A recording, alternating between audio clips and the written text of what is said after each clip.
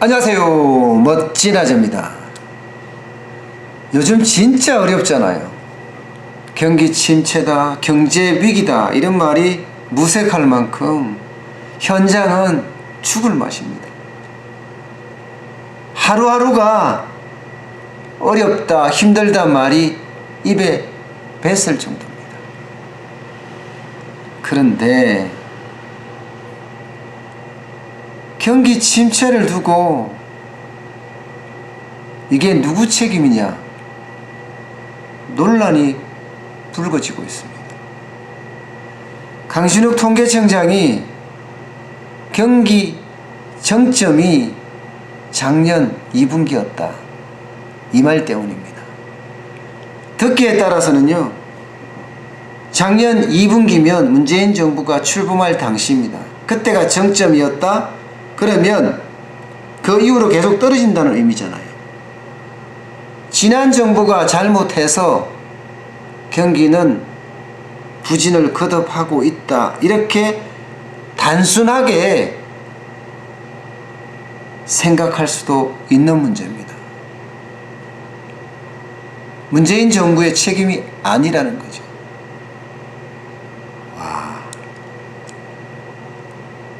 지금 이렇게 어려운데 왜 이런 말이 불거져서 논란을 키우는지 모르겠습니다.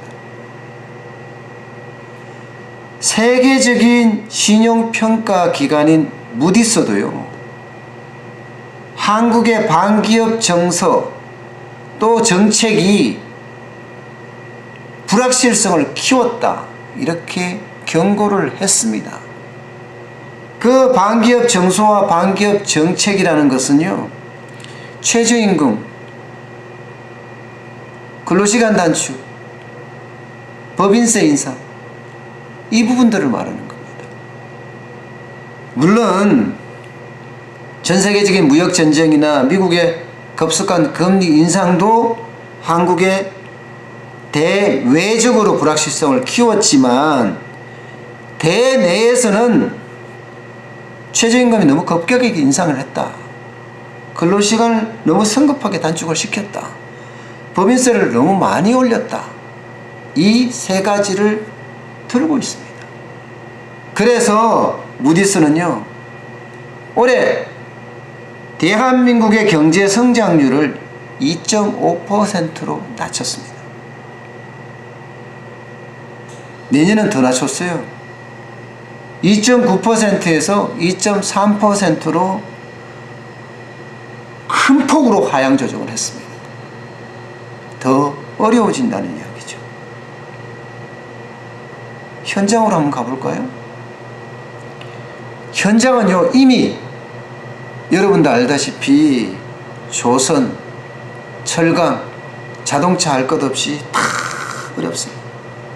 제조업 자체가 위기입니다. 전국 각지에 흩어져 있는 산업단지 공단의 가동률이 뚝 떨어졌습니다. 30%, 40%씩 떨어졌어요. 그 말은 제조업이 어려워지고 있다는 그 뜻입니다. 자동차만 보더라도요,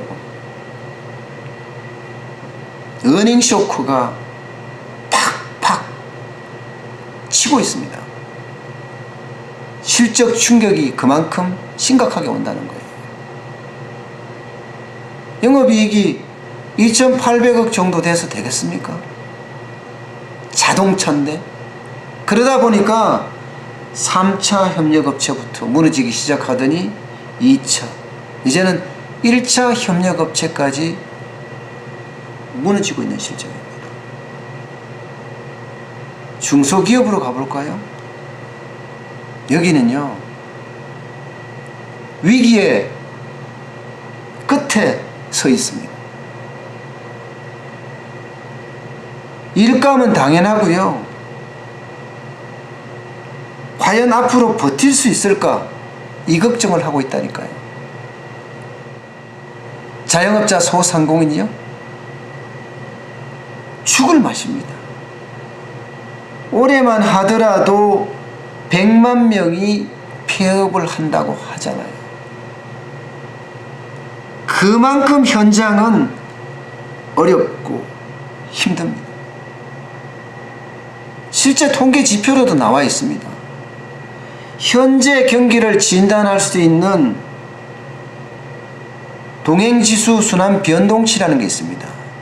이게 6개월 이상 떨어지면 경기 침체로 보고 있거든요. 지난 4월부터 6개월간 떨어졌습니다. 지난 4월부터 말입니다.